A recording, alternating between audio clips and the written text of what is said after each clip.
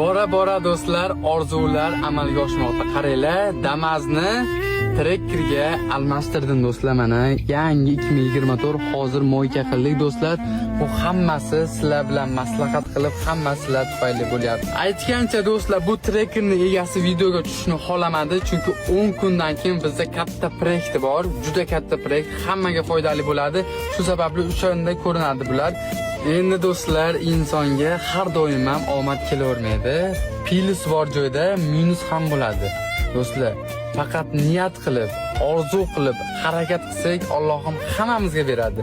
Faqat xayrlisidan so'rash kerak. Xayrlisidan bo'lsa, davomiy bo'ladi. Do'stlar, mana Trekker qullov bo'lsin do'stlar. Hozir biz Samarqanddamiz do'stlar. Ko'pchilik har xil narsaga almashtirgan, yana mashinalar taklif qilyapti. Nima deysizlar?